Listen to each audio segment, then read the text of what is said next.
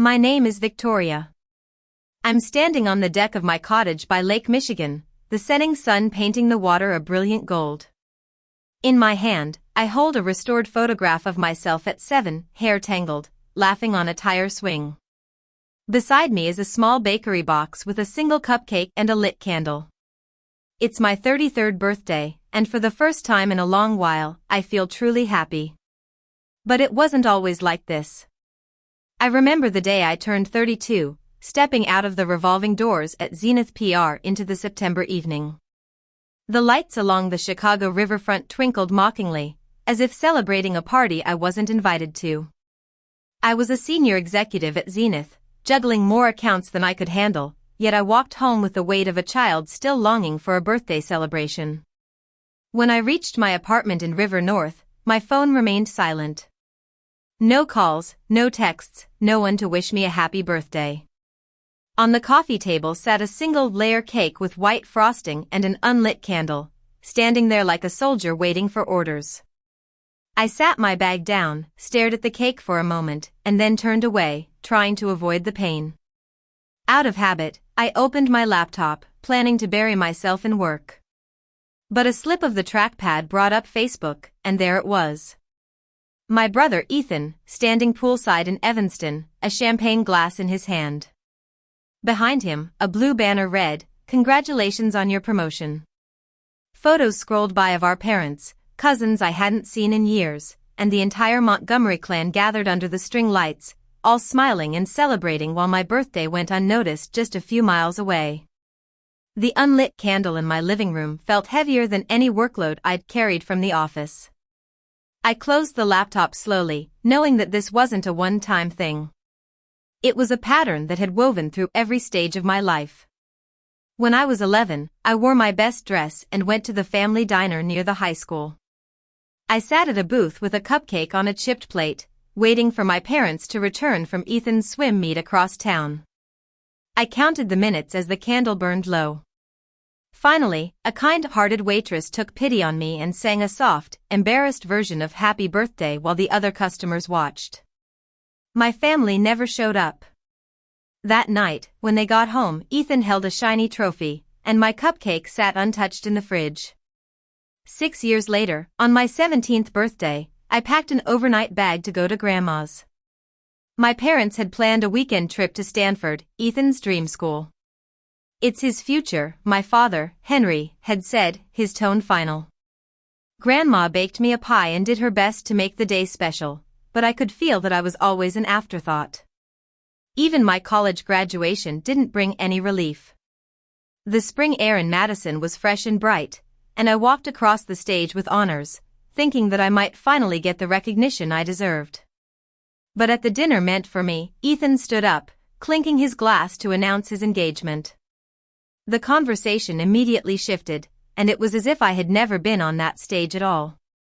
My diploma felt worthless compared to the diamond ring on his fiancée, Lily's, hand. I learned to smile, to blend into the background, and to pretend that it didn't matter. But seeing Ethan's pool party on my screen that night, I knew it was a long-standing tradition. The small cake on my table seemed to scold me for waiting so long, and its unlit candle echoed all the times my achievements had been overshadowed. The next morning, I went to work at Zenith PR with the weight of the previous night still on me. But inside the glass-walled offices, a different world awaited. Our CEO, Robert, intercepted me before I reached my desk. He had a folder in his hand and a rare look of excitement in his eyes. "Victoria," he said, pressing the papers towards me. "The quarterly numbers are in. We've had a 41% revenue growth on the handover campaign. The board is extremely pleased." I scanned the figures, my heart pounding with each line. It was the kind of result that most executives dreamed of, the proof that my work mattered. Robert's smile softened. "You've earned this," he said, and slipped an envelope onto my desk. Inside was a formal letter confirming an $82,000 performance bonus. For a moment, I was speechless. My whole career had been about seeking recognition, not just at home but everywhere. Now, here it was in black and white. That night, I opened a bottle of wine I'd been saving and allowed myself to taste victory, if only briefly.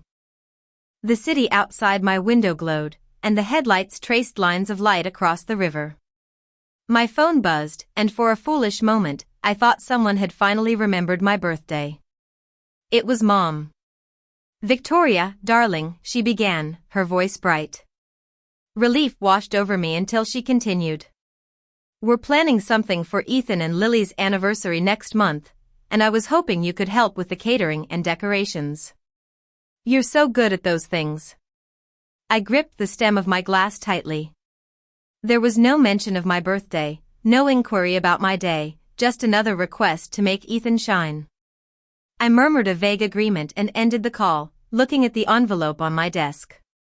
I knew it wouldn't be long before my family tried to claim the bonus. 2 days later, a notification popped up on my phone. It was a message thread titled Montgomery Family. I'd never been invited to one of their group chats before.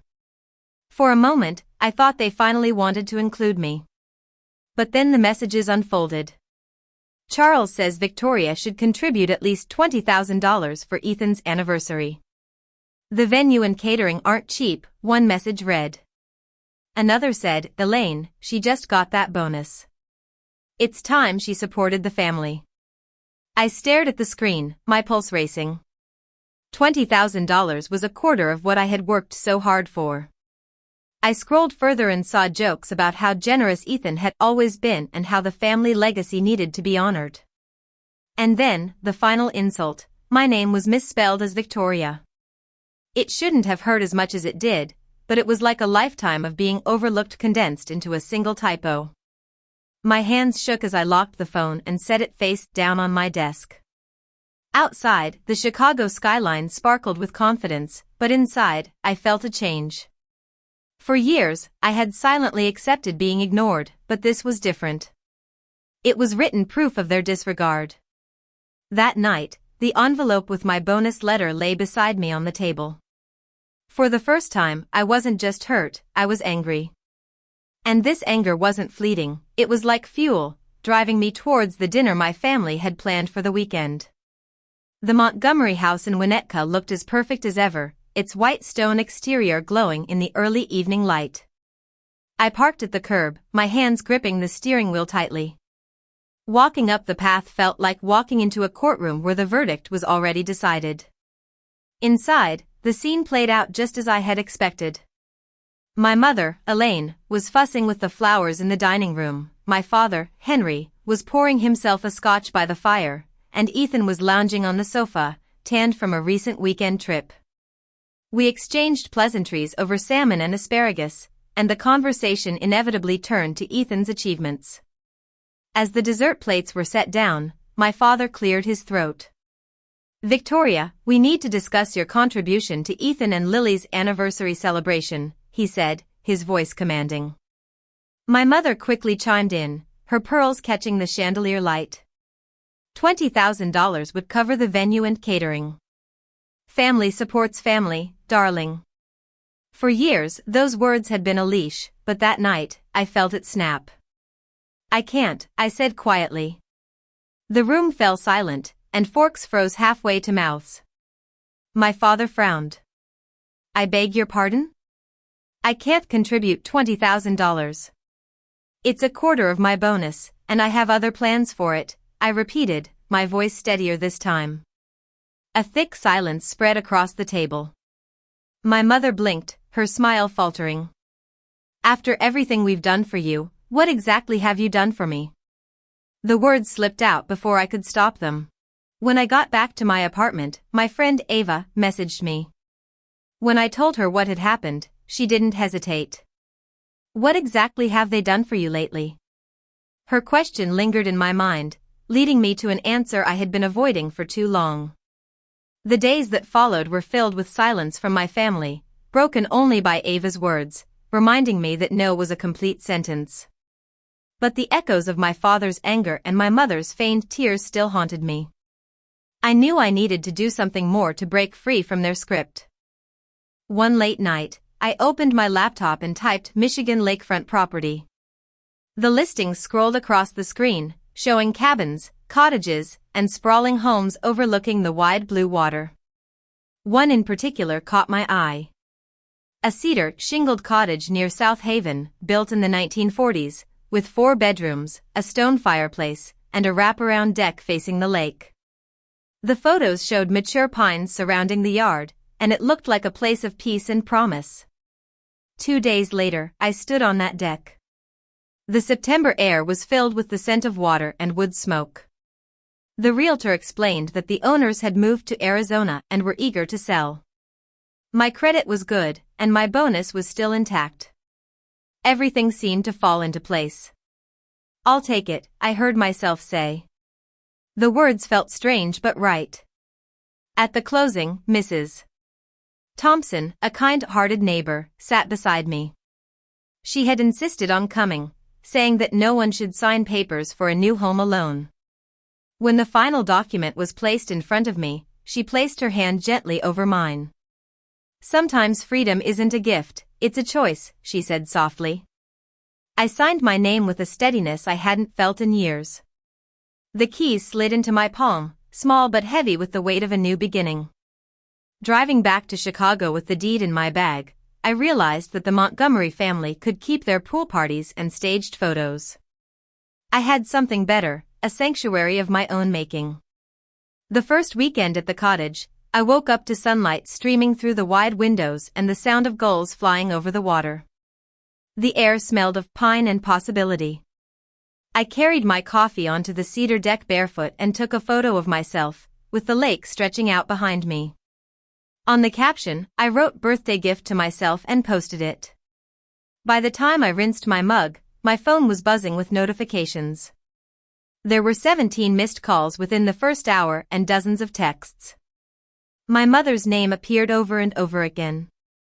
"How could you do this without us? You're making the family look bad. Call me immediately." I set the phone down and let it buzz itself into silence. For once, I didn't feel guilty, I felt free. That evening, the cottage was filled with people who truly cared about me. Ava arrived first with a bottle of wine and her infectious humor. Colleagues from Zenith followed, their laughter filling the rooms. Mrs. Thompson appeared last, carrying a hand-stitched quilt in shades of blue and green. "Every home needs something made with love," she said, pressing it into my arms. We grilled on the deck, the music playing softly, and the lake reflecting the last rays of the sun. I looked around at the faces glowing in the firelight and realized that I didn't need my family's approval to feel celebrated. I just needed people who saw me for who I was. The invitation to dinner from my family came as a command. Sunday, 7 sharp. "We need to talk," my father's voice had said on the phone, his tone clipped and final. I drove to Winnetka with 3 photo albums and a folder of receipts on the passenger seat. My hands gripped the steering wheel so tightly that the leather groaned. Inside the mansion, it was the same as always, grand, immaculate, and full of appearances. My mother greeted me with tissues in her hand and carefully smudged eyeliner around her eyes. My father stood rigidly by the fireplace, a glass of scotch in his hand. Ethan shifted uneasily on the sofa, and Lily's smile was forced. We sat at the dining table, the fine china glistening under the candlelight. My father wasted no time. "Your behavior has been reckless, buying property without consulting us and posting about it online. This reflects poorly on the family." I slid the first album onto the table. "Let's talk about family," I said. The pages showed Ethan's birthdays, pool parties filled with friends, and a car wrapped in a bow on his 18th birthday. My father's jaw tightened, but he said nothing. I placed the second album beside it. It had sparse pages, store-bought cupcakes, and a photo of me at 11 with Grandma, the only candle half melted. "This is mine," I said. My mother's hand trembled as she turned the empty pages. The third item was a color-coded spreadsheet. It showed that Ethan's tuition had been paid in full, while I had only received partial scholarships. He had gone on vacations abroad, while I had gone to summer camps. The numbers told a clear story. Finally, I unfolded a diary page written in faded pencil. Maybe next year they'll remember my birthday without Grandma calling. The silence that followed was heavy. My mother began to cry, this time without pretense. My father's face turned red, and his voice was choked. Ethan stared at a photo of himself at 8, while my younger self blurred in the background, smiling too hard. I gathered my bag but left the albums and papers on the table. Consider them a gift, I said, and walked out into the night, feeling a new sense of resolve. Now, as I stand on the deck of my cottage on my 33rd birthday, I look at the restored photograph and the cupcake. The cottage is filled with the voices of friends who have become my family. Ava raises a toast, calling me the best risk-taker she knows, and the laughter rings out. Joy doesn't feel fragile anymore, it feels earned. I lift my glass towards the horizon, no longer waiting for my family's recognition. I know that I can create my own happiness, and this new tradition at the cottage will only grow stronger.